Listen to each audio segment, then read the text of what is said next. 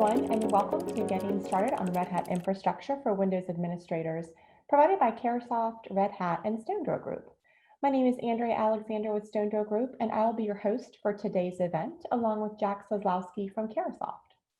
In today's session, we will demonstrate how to set up proper Windows to Red Hat infrastructure using Satellite 6 and Red Hat Identity Manager, so users can access both systems and shared file storage using their Active Directory credentials.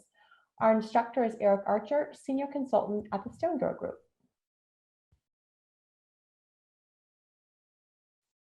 For those of you not familiar with StoneDrow Group, we are a Red Hat Apex partner specializing in DevOps transformation. We work with companies of all sizes to implement best practices using Red Hat solutions. As part of our service offerings, we have two items that may be of interest to those attending today's session. The first is our Satellite 6 Accelerator. This service provides the end-to-end solution to bring your RHEL servers into a single management platform, allowing you to manage your infrastructure with a single console. In our Accelerator engagement, we take care of installing and configuring Satellite 6, registering clients, and integrating with Active Directory. We are able to provide all the subscriptions needed, as well as consulting services, to ensure you successfully implement Satellite and have the necessary controls in place. Key areas improved through the implementation of Red Hat Satellite include content management, patching and software management, as well as provisioning and subscription management. What we've found is that most of our customers have Red Hat servers in their infrastructure, but have limited strategy around unified management, leading to support, security, and compliance risk. So this service has been very successful engagement with our clients who are looking to mitigate downside risk by streamlining management of their infrastructure. A typical engagement will usually take around 2 to 3 weeks from start to finish. The second item I want to bring to your attention is our complimentary 5-day access to a Satellite Lab environment. This is offered to those attendees who schedule an initial consultation with our team. And to request your complimentary consultation, just email us at letsdothis@stonedrawgroup.com, and our team will get you scheduled for a follow-up discussion. You can find more about StoneDrow Group and our offerings at stonedrawgroup.com. At this time, I'd like to introduce Jack Sazlowski, who will provide more information on Kairosoft. Thank you, Andrea, and thank you to our audience for joining us today. Kairosoft Technology Corporation is the trusted government IT solutions provider. As a top-performing GSA schedule, SOUP, and SLSA contract holder, Kairosoft has served as Red Hat's master government aggregator and distributor for more than 14 years.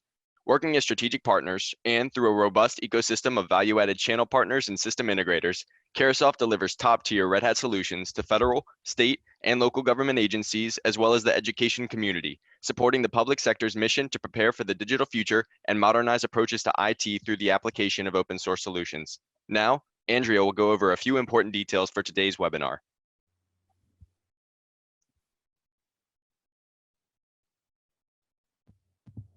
Great, thanks.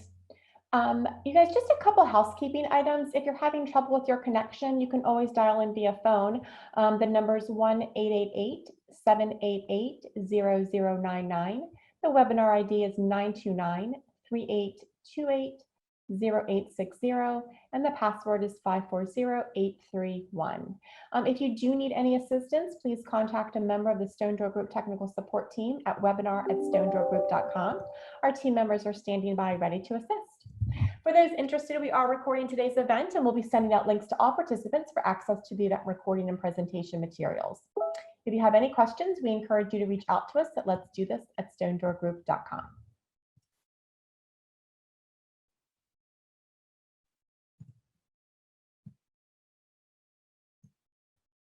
And thanks again for everyone to join us today. Kairosoft and StoneDrow Group have teamed up to provide a series of events to enhance your knowledge and skills with Red Hat solutions. So we have this 3-part series of 1-hour workshops on best practices for implementing Red Hat's core technologies, including Red Hat Satellite, Identity Manager, OpenShift, and Ansible. Today's event is the first in our workshop series, and we're going to hold 2 additional workshops. We've got one coming up June 3rd for migrating your .NET Core applications to OpenShift and JBoss. And then on June 11th, we've got replacing legacy automation scripts with Ansible, and we hope you're able to join us in the coming weeks. I am going to pass it over to Jack real quick because he's going to talk to you a little bit more about Kairosoft's CPE credit offering. Yeah, thanks again, Andrea. Kairosoft is pleased to offer 1.2 continuing professional education, or CPE credits, to those that attend today's webinar through our partnership with the National Association of State Boards of Accountancy. In order to qualify for the credits, you must be actively listening and watching the webinar and answer at least 3 of the intermittent polling questions that will be presented throughout the presentation so we can monitor active attendance. Continuing professional education describes educational activities that assist individuals in achieving and maintaining quality in professional knowledge, skills, and/or services. Many organizations require that employees attain a certain number of training hours a year, and CPEs can often be used to meet these requirements. For more information on the CPEs we are offering, Kairosoft CPE sponsor NASPA, and the submission process, please click the link on your screen below. If you meet all of today's requirements, you will receive your certificate of completion within 2 weeks. Back to you, Andrea.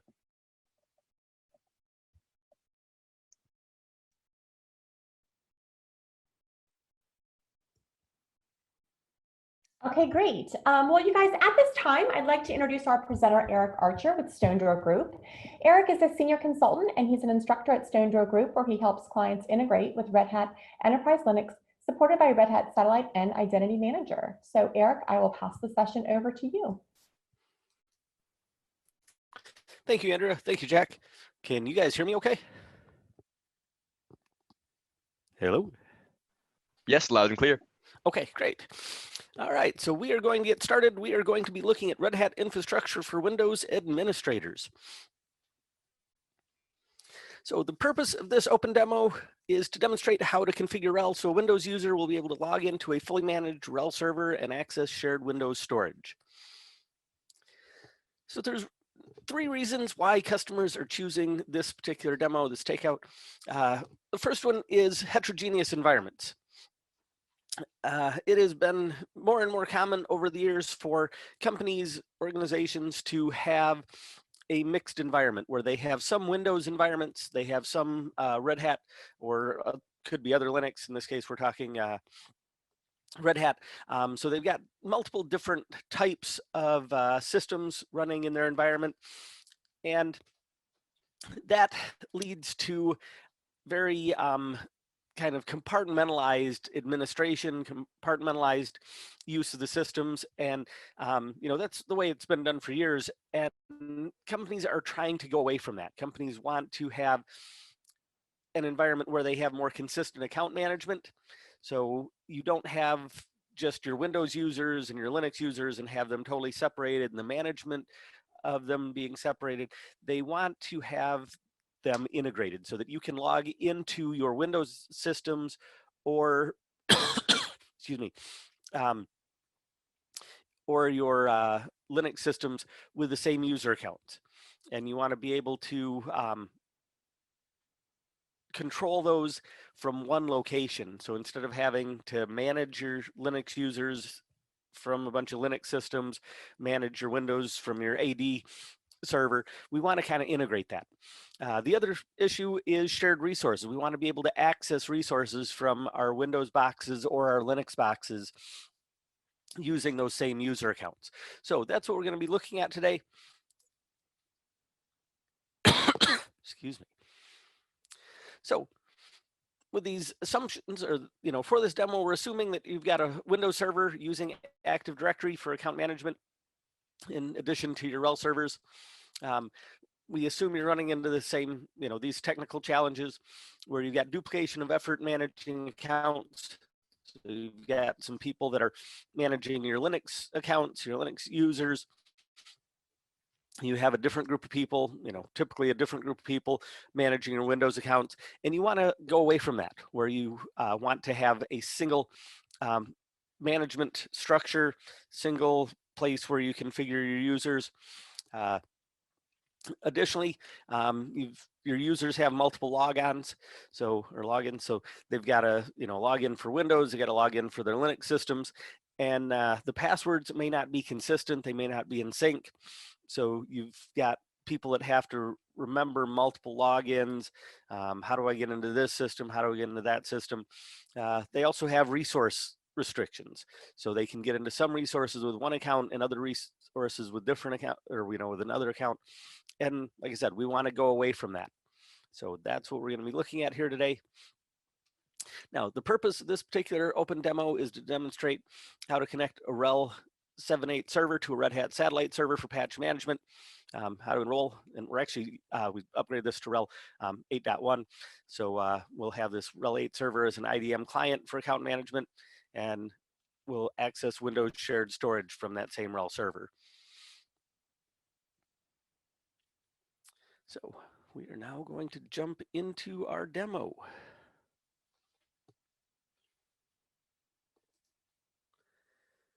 So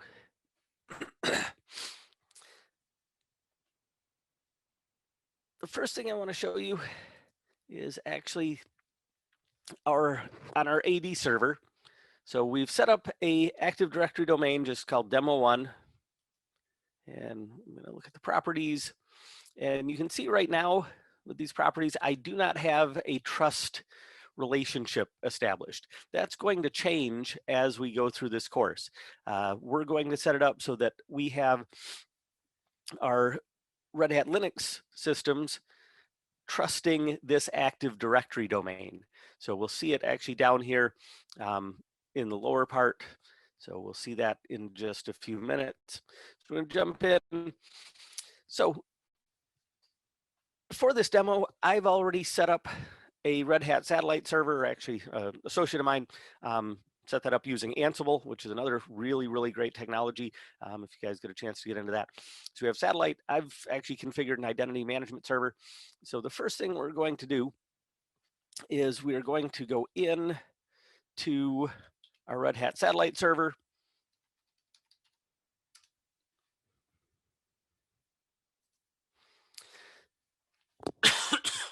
And logging in, this takes us to our dashboard. So this just gives us information, some general information and graphs and things about what's been happening in our satellite environment. What I've done in here is I went in and I added a subscription manifest, which you actually create out on the Red Hat customer portal. And so I've added some subscriptions to this satellite server to support the hosts that, or actually we're only going to be working with one host, but to support the host we're going to be working with. I then went in and selected some Red Hat repositories. In this case, you can see them over here on the right under this enabled repositories section. So I did the base repositories for RHEL 8, and I did Red Hat Satellite Tools 6.7 for RHEL 8. So I enabled those repositories. I then went in, oh, by the way, when you're looking at the satellite web interface, which is what I'm looking at right now, along the left-hand side, we have our main tabs: monitor, content, hosts, configure, infrastructure, insights, and administer. So these are our main tabs. And then if you hold your mouse pointer over the main tab, it will open up a sub-tab. So I've already been to the subscription sub-tab.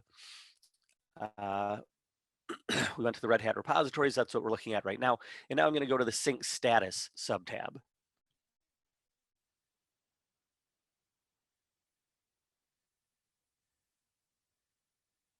And it will pop up. And so in here, it shows me my sync status. I'm just going to expand all, so we can see all of the repositories that I have enabled. And we can see that I have the Red Hat Enterprise Linux for base OS for RHEL 8 and Red Hat Satellite Tools. So these are the repositories that I have enabled, which you guys saw on the other screen where I actually enabled those. And if you look over here to the column to the far right, you can see that syncing is complete. I already did that yesterday to prepare for the course. Now, the next thing that I'm going to do, excuse me, 1 second, coughing.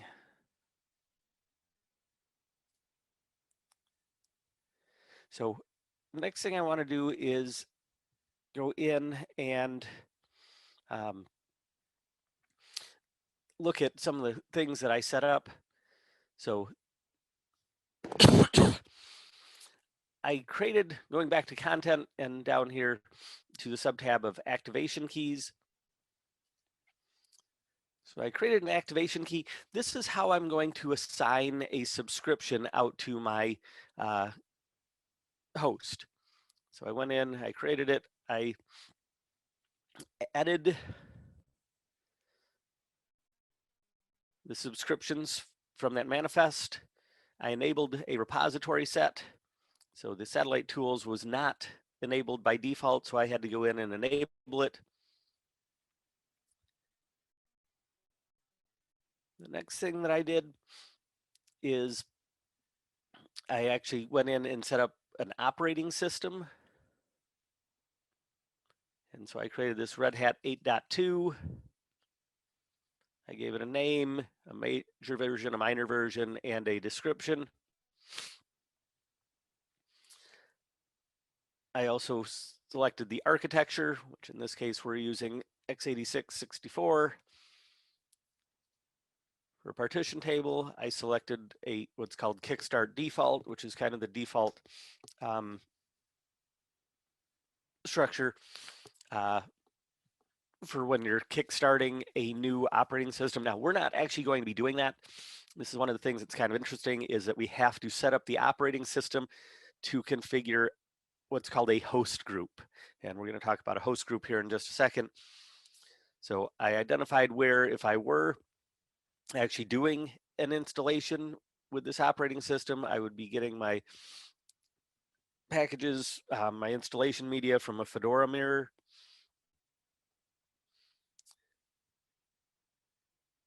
Then I went in and I configured a host group.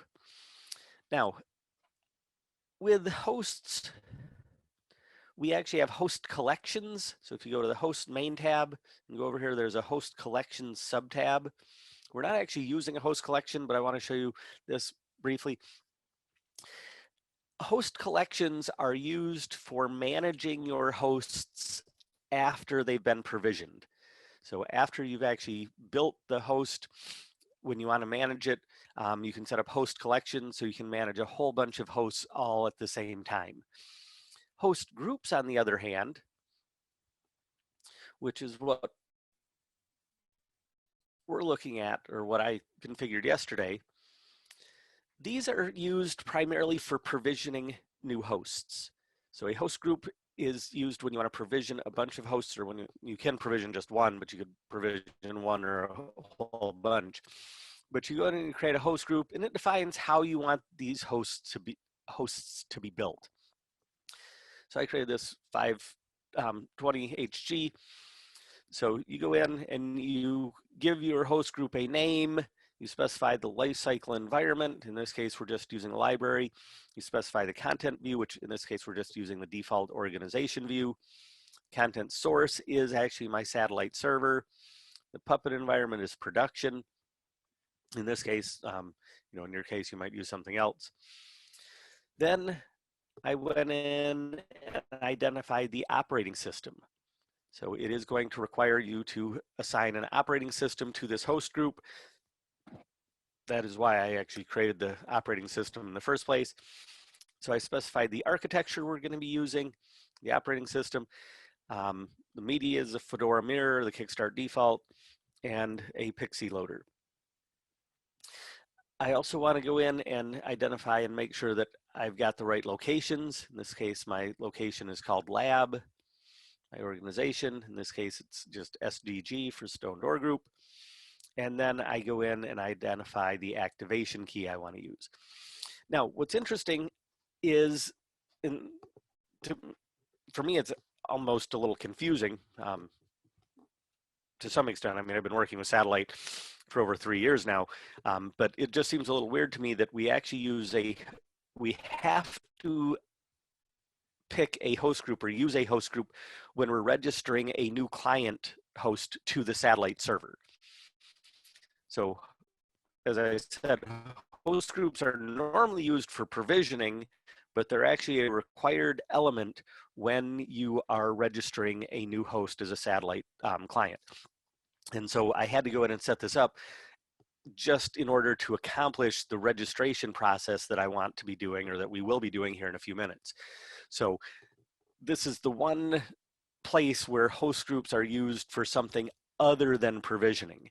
So they are a required element when you're actually doing that registration. So we set it up where, normally you'd use host collections for managing hosts after they're provisioned. So the host that we're going to be working with has already been provisioned but it's not yet a satellite client. So we're going to be going in and we're going to be registering it as a satellite client. We're then going to be registering it as a excuse me, I've got major allergies going on today. I apologize for that. We're also going to be registering it as an Eidm client. So let's see. So we are now going to go into hosts and go to content hosts. And we have some listings for our actual satellite server. Now, one thing that I want you guys to notice is when we're looking at our satellite server, in the second column, the subscription status column, you can see we have these little red X's. And that red X basically says that this host doesn't have a valid subscription. Well, I want to be really clear here. This is saying that it doesn't have a valid subscription that was issued by the satellite server. Well, that's not a problem for the satellite server. The satellite server actually gets its subscription directly from Red Hat. So it gets its subscription directly from Red Hat. So it's always going to have a red X here because the satellite didn't get its subscription from itself. The satellite server gets its subscription from Red Hat on the access.redhat.com website. The other servers that are going to be clients to the satellite server, will get their subscriptions from the satellite server, and they'll be able to have a proper check mark here that they are properly subscribed. So anytime you're working with satellite, if you actually look in here at content hosts and you look at the subscription status column, that your satellite is always going to have a red X. So don't worry about it. It's not a problem. It's the way that it works because it's actually subscribed to Red Hat directly. So the next thing we're going to do is we're actually going to switch over and we're going to be working on some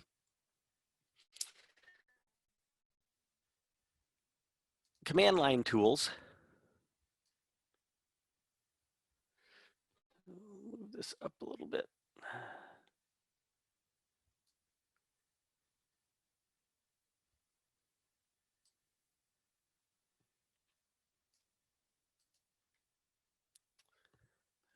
Okay.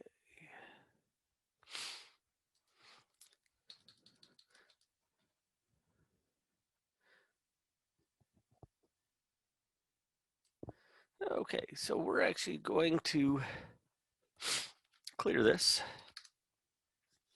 And we're actually going to exit out because no, actually we're not. So we are in my RHEL client. All right, so we are now actually in the host that we are going to use as our satellite client and our Eidm client.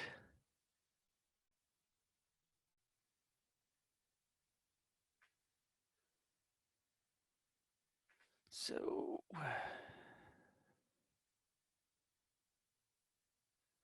first thing we're going to do is I want to put the name of the satellite server into my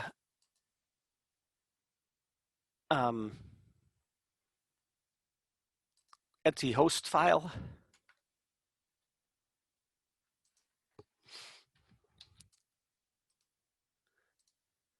Okay, so I'm going to go ahead and just paste that in. And so now I've put the information for my satellite server into my Etsy host file. So it knows where my satellite server is. Next thing I'm going to do is I am going to be pulling in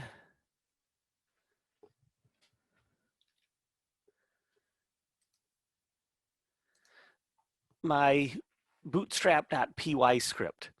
This is a Python script that is actually going to be registering this host as a client to satellite. So you can see it pulled that in. So now I am going to be adding the executable. The executable permission to my bootstrap.py script.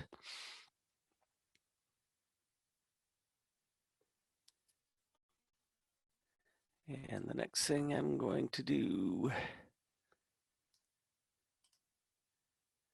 is run the script that actually registers this client to my satellite server. So I'm gonna actually make this a little longer. So go ahead and paste that in. Oh, it did not like that quite the way I wanted it. So we'll clean this up a little bit. Oh, stop.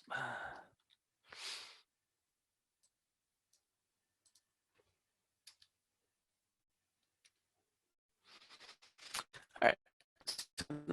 Now we're gonna run it as just a single line.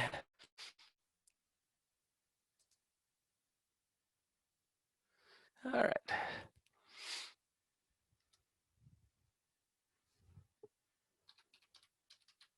So you have to put in the admin account password for the satellite server.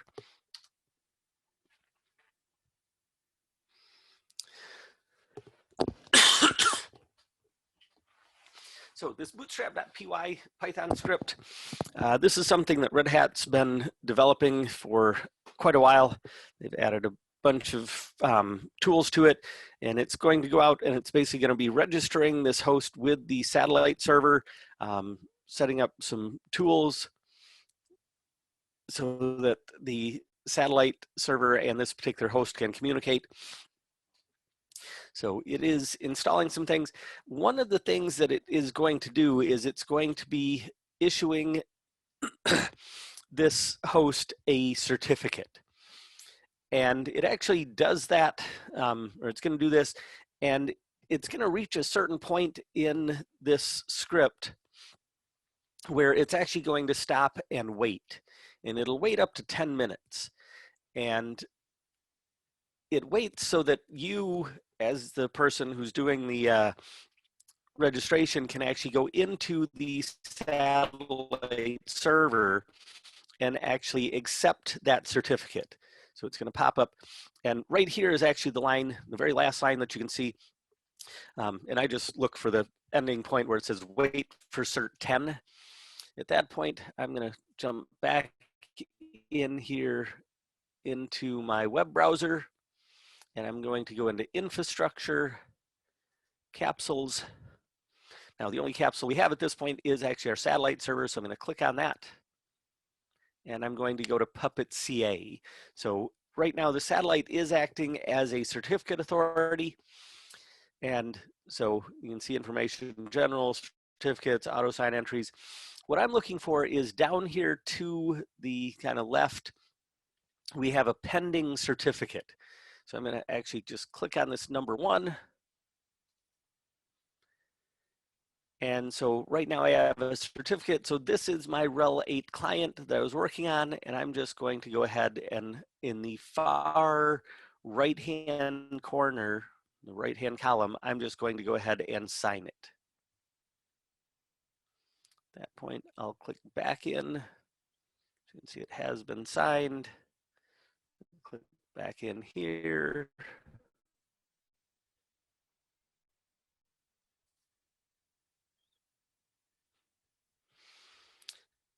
And so you can see that it is now continuing to run.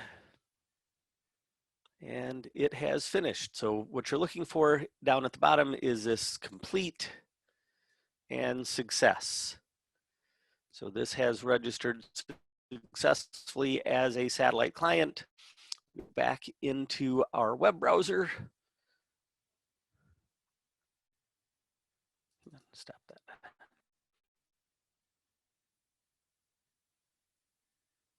We'll go into hosts and content hosts. And you can see we now have this RHEL 8 client.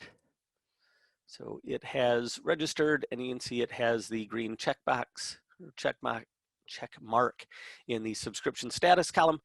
So we can see it is a properly subscribed host.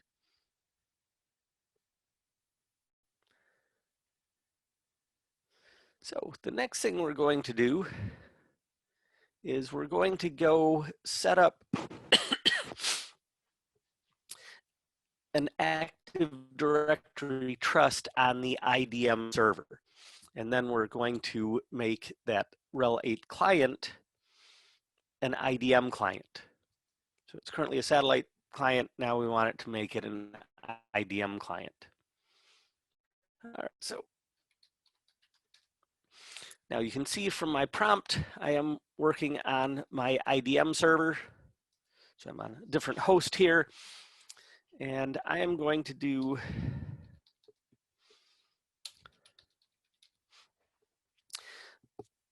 a KNet admin. So this will give me a Kerberos ticket as the admin user. Now, I've already set this up as an Eidm server. I did that. I set up the satellite server and did the configuration for the satellite and did the Eidm configuration just because it does tend to take a little while. So I didn't want to run out of time here. So I set up a few things. So I built this. But one of the things that I'm going to be doing is adding the IPA trust. So I'm going to run the command that actually adds, oh, that wasn't what I wanted.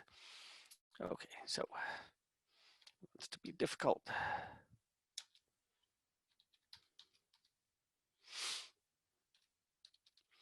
So we're going to do an IPA trust add. We're going to be adding an Active Directory trust. So we use our type equals AD, and we're trusting that demo1.pd.stonedoor.io. So this is going to go out and it's going to be looking for that Active Directory and trying to configure the trust.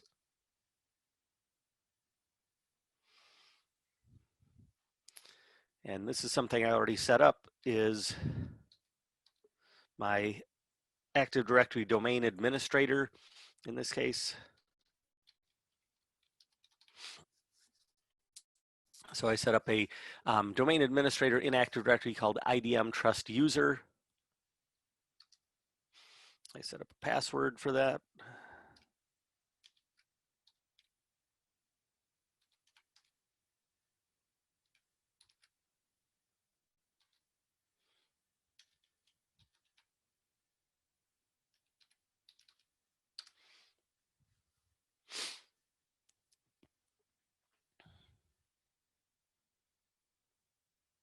So it takes a couple minutes to set this up.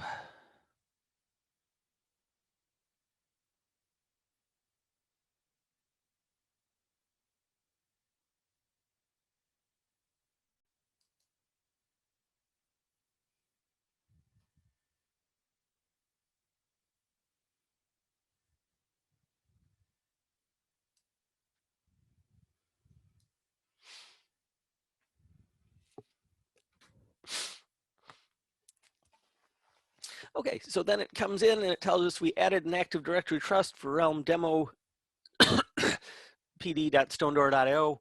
Gives you the realm name, the net BIOS name, the domain security identifier. So all of the information about this trust. Now what I'm going to do next is I'm actually going to go into Active Directory. Go back in here and look at my properties. And now we can see that we actually have this trust. So this was not here previously. So now you can see that Active Directory now knows about our IDM domain, and it knows that this IDM domain is trusting the Active Directory domain. So we have that configured. So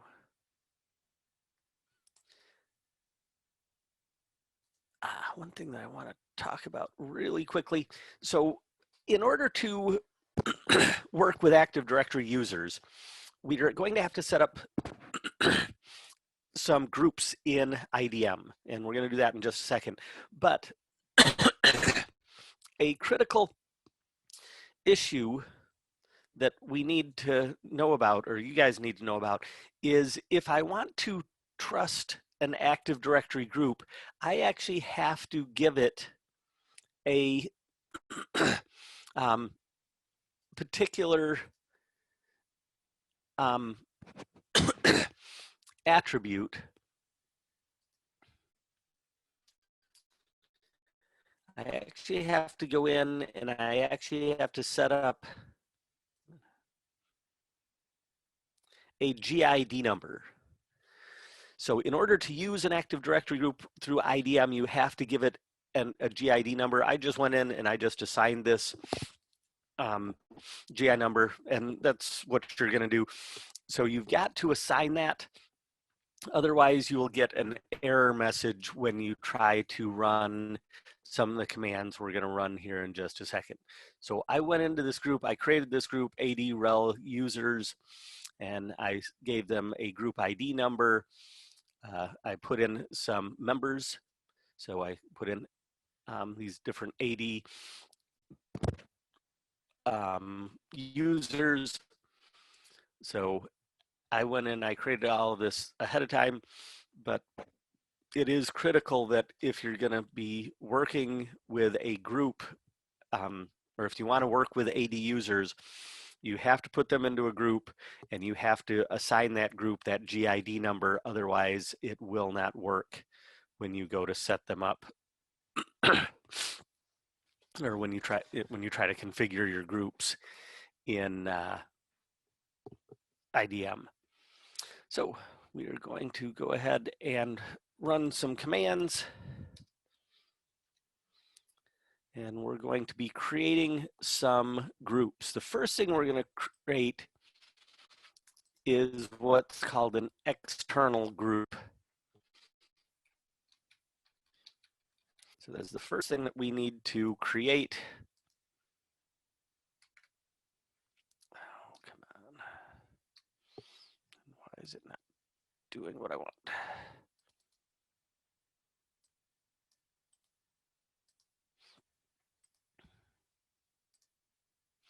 There we go.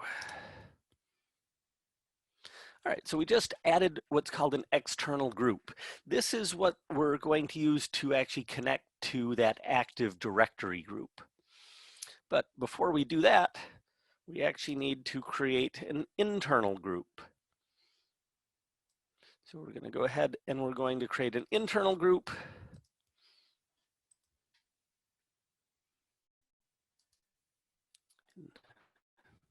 I'm not the fastest typist ever, so I'm cheating here a little bit. Oh, come on, there we go. All right, so we're creating this internal group. The next thing that we're going to do is we're actually going to make that external group a member of our internal group.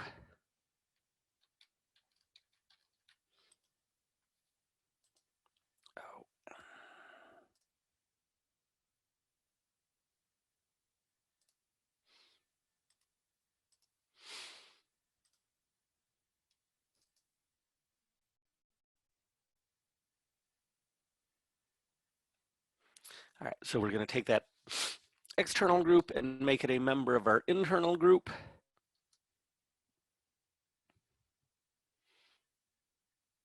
You can see it does that. So it gives us the group name, description, the members, and the number of members added.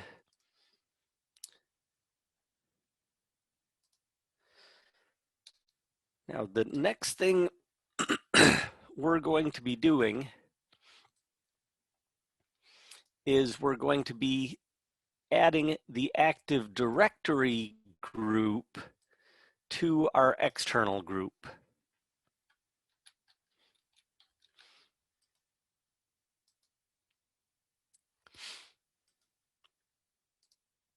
Now, when I do this, so I'm going to add a group member to the AD Linux users external. I'm going to identify that it is an external group, and then I identify it using the Active Directory domain name and then the group name. Now notice I have my Active Directory domain and my Active Directory group identifier surrounded in single quotes. That is absolutely critical. You have to do that or this command will fail.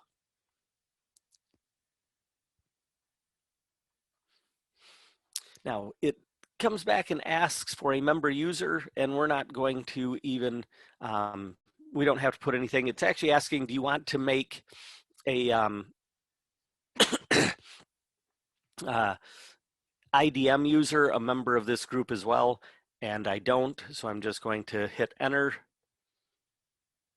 It asks if I want to have any Eidm groups a member of this group, and I don't, so I'm just going to hit enter. Do I want to make any Eidm services a member? I don't, so I hit enter. And do I want to set up a member user override? I do not, so I'm just going to hit enter. So there's 4 commands.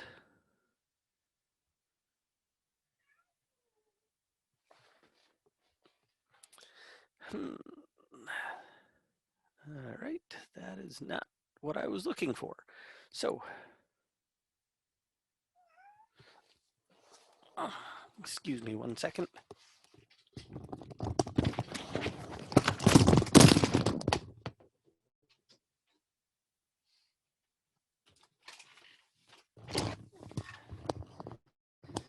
Sorry about that. Okay, I just dropped my headset. Okay, so this message, this invalid trusted domain object, no trusted domain match the specified flat name. This is a message I should not be getting because I did give it that group ID number. So the group ID number is the thing that we actually try to, that's the thing we're avoiding by setting up that GID. So let me try.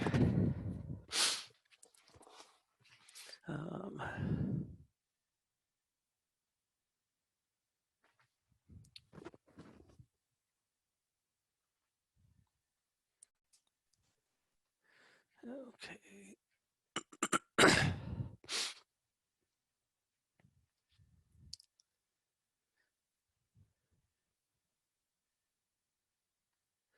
All right, give me 1 second.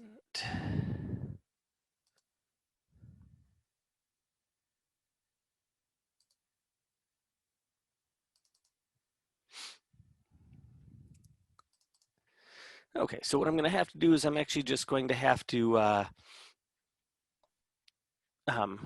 restart a couple services.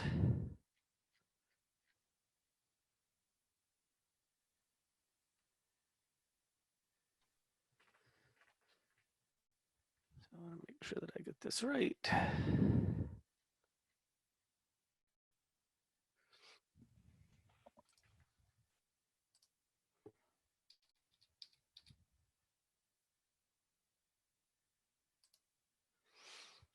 Okay.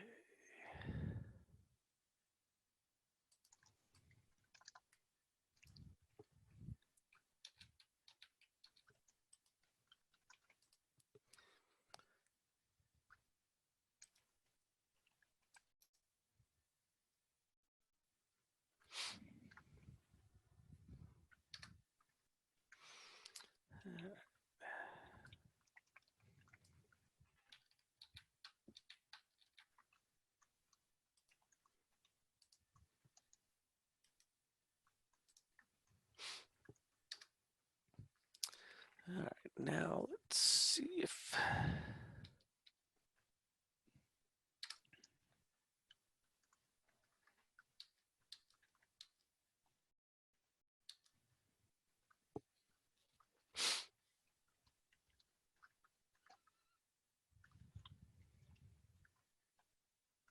there we go. All right, so now you can see that we added the AD Linux users, and it tells us that our members have added. Now, it may have been the restart of the services. It may have just been the fact that it may have taken a little bit longer to finish any background work establishing that trust.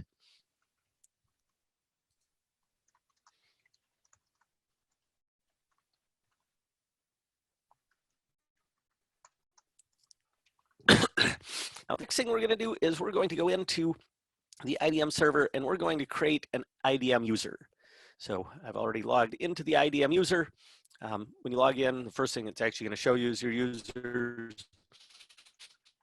At this point, the only user we have is admin. That's the user that exists by default. But I'm going to go up here and I'm going to click on the button.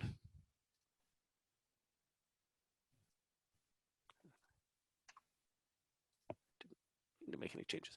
All right, so I'm just going to go ahead and I'm going to add a new user. And I'm just going to call it IDM user 01. I'm just going to name it John Doe. Not going to worry about the class or anything like that. No, I'm going to put in a password.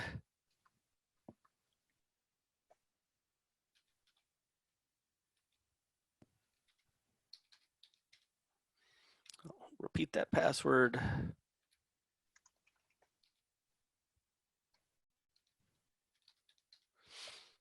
And then I'm going to go ahead and just add this user.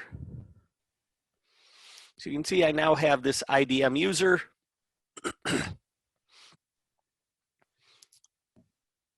So you can see I have the admin user, I have the IDM user, and we're going to come back to our user list here in a little while. I'm going to go back to my Active Directory, or I'm sorry, my RHEL 8 client. And so this host is a satellite client. And now we are going to make it an IDM client.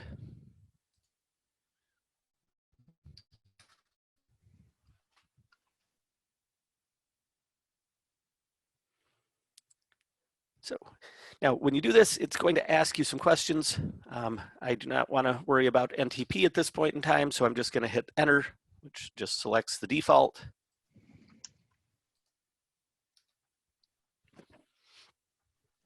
So then it comes back and it says this client host name, this is correct. The realm is going to be correct. The DNS domain is correct. The IPA server, this is my IPA server. And so it comes back and says, you want to configure the system with these values, and that is not what I want.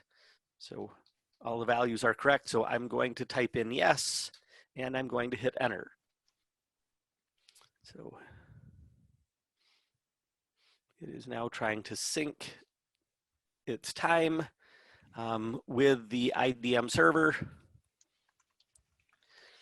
Now it wants to know the name of a user authorized to enroll computers as an IDM client.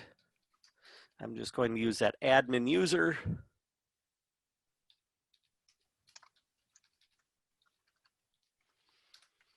I put in the user password. And it runs through several steps.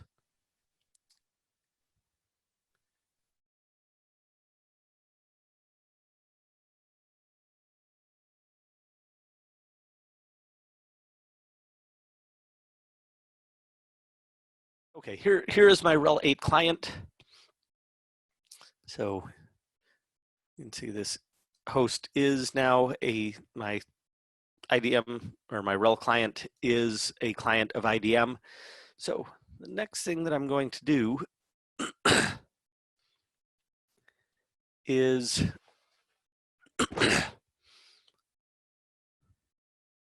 we're going to configure CIFS on my RHEL 8 client.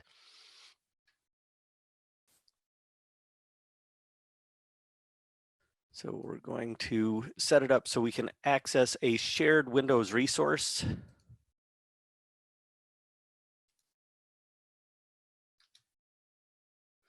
So I'm basically making sure that I have the right repositories available to actually install the tools that I need in order to access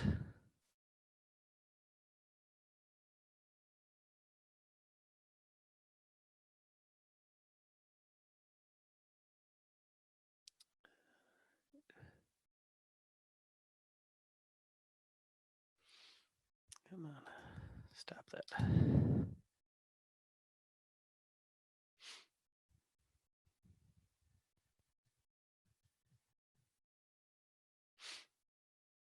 Okay, there we go. Now I'm going to make a directory.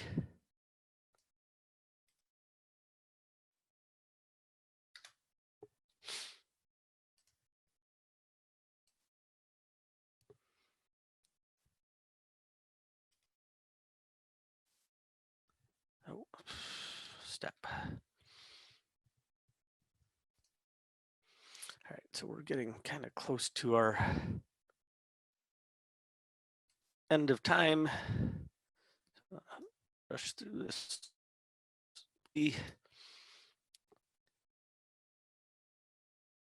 And I'm now actually going to mount a shared resource from my Windows box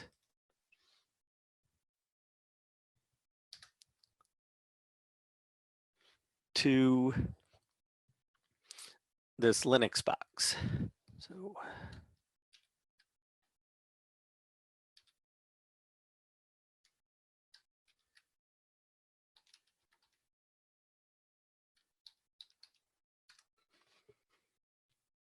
all right, so now if I take a look at my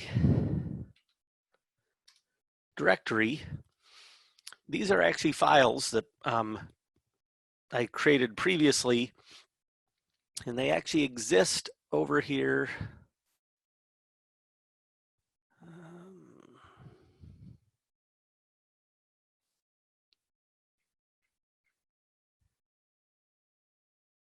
So give me 1 second.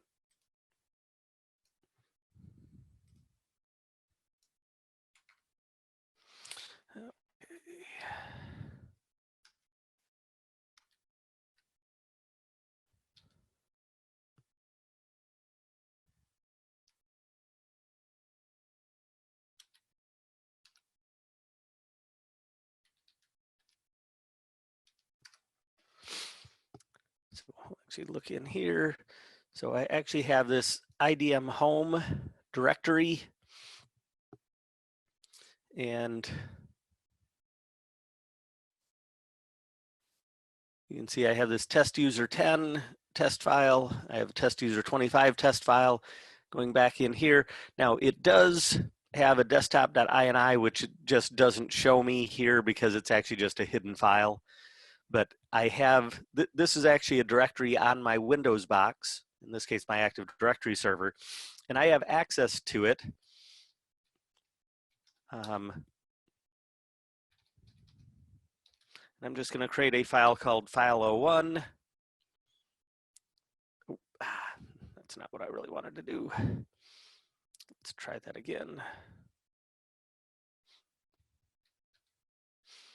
I need to put it in the right directory.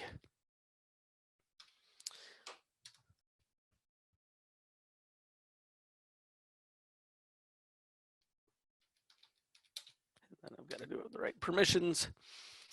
So now I just created this file called file1. Go back to my Active Directory server, and you can see there I have file1. Now, just a couple really quick things I want to do.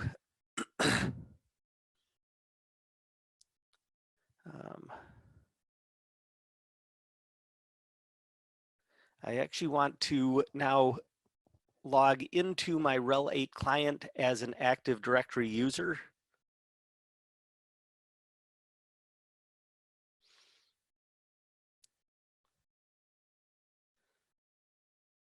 So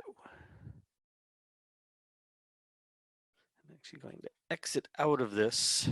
So I'm back into my main Bastion host.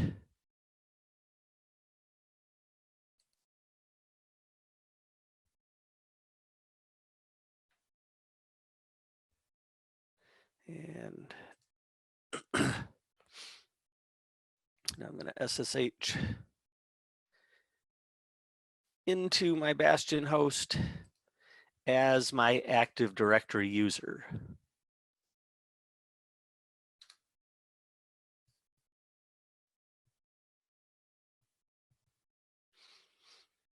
So this is one of the users that I created in my Active Directory server. So it's AWS user 01, and I identify the actual domain, which is my Active Directory domain. It's demo1. And it now wants a password.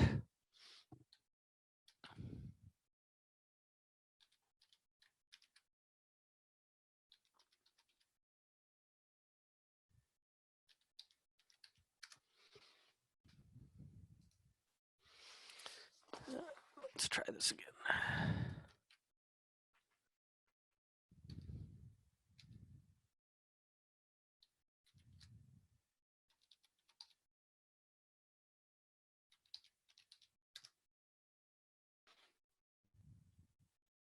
Oh, come on.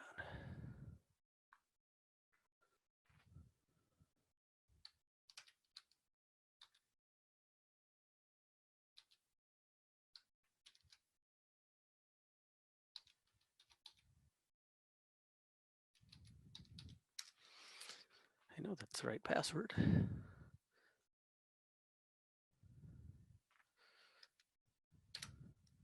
on. All right, there's more than one way to skin a cat.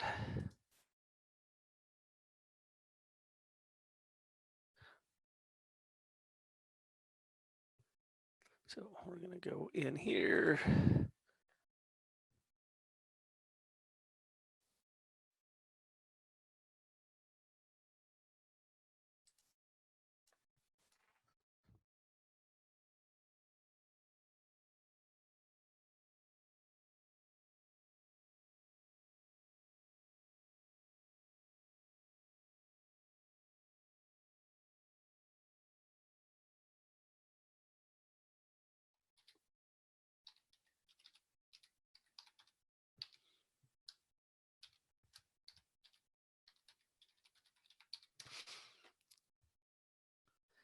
All right, so now let's give that a try. So yeah, I know we're running a little bit over time. I just want to get this, I just want to show you guys real quick that we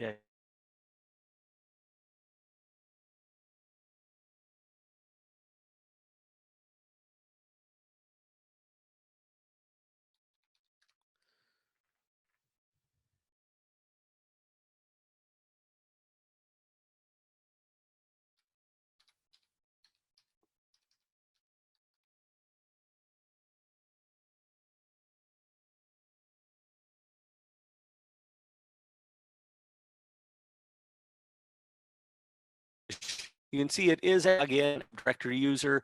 The one last thing I want to show you guys is that the system recognizes this as a valid user. But when I look in here under users, I don't see it.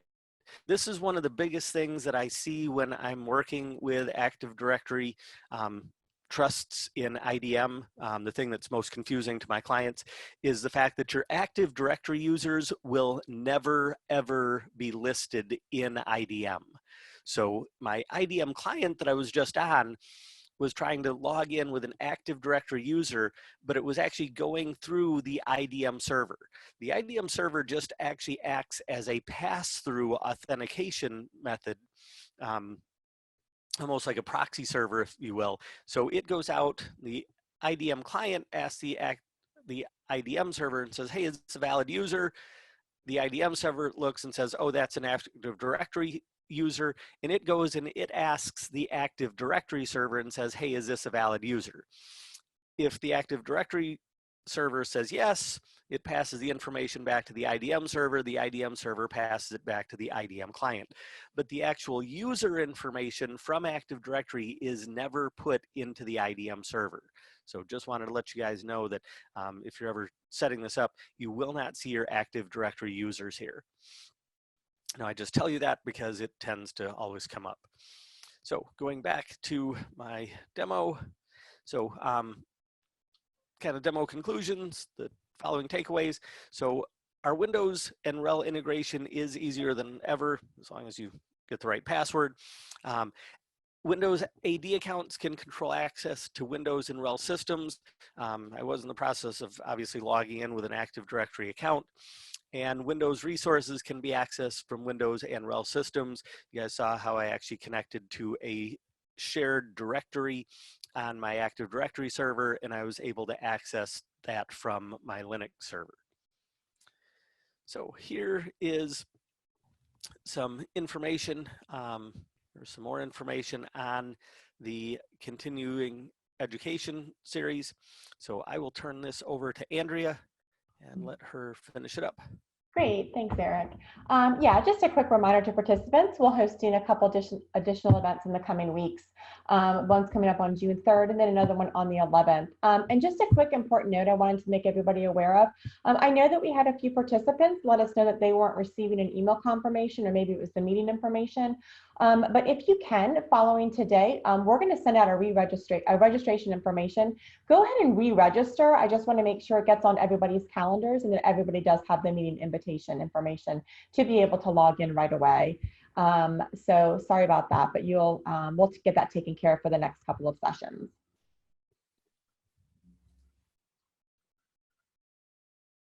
And then just a quick reminder, we've got a couple service offerings that we shared earlier. We've got our Satellite Accelerator engagement and also the complimentary 5-day access to the lab environment. So if you guys are interested in that, please send us an email at letsdothis@stonedoorgroup.com. And just at the close of today's event, you're going to see a survey poll. If you guys could take just a few minutes to answer a couple questions, this will help us improve future presentations and events. And I just want to give a thank you to Eric for your presentation. And thanks again for everyone's participation today. We hope you guys have a wonderful day. Thanks, Andrea. Thanks, everybody.